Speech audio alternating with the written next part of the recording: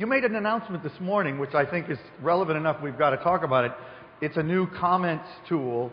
Just quickly describe what it is and why it's relevant to marketers and application people and page owners. We launched our new Comments plugin today, and we've had a Comments plugin for a long time. It's one of the social plugins that we make available to websites, very easily drop in social functionality into their experience.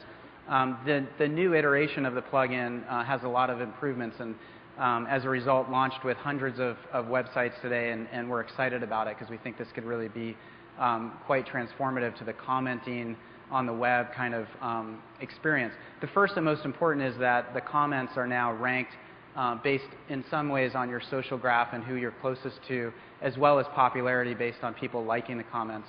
The second thing is that we are now able to synchronize conversations that are happening on Facebook with conversations that are happening on publisher sites in these comments areas. And so if you leave a comment on an article, that will be shared with your friends on Facebook, and if they then respond to that on Facebook, that'll get pushed back to the website. So there's a nice kind of amplifying effect there.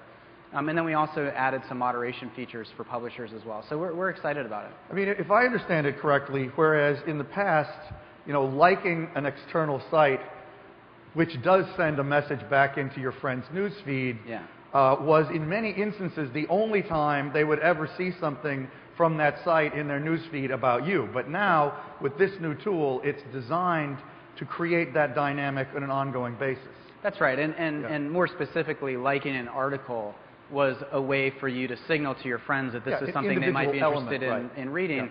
Now you can comment on the article and have that same effect of sharing the information with your friends, and then creating a conversation that can happen in both places. But it's really to build the volume of interaction between the site and your friends on Facebook, and presumably then create more traffic for the site because people can comment on the comment even if they're not a fan of that because they saw it in their news feed that you commented. Right? That's right, exactly. I mean, and you know, if you leave a comment on an article previous to this, unless I actually went to that article and went to the comments area, I wouldn't have seen that you did that.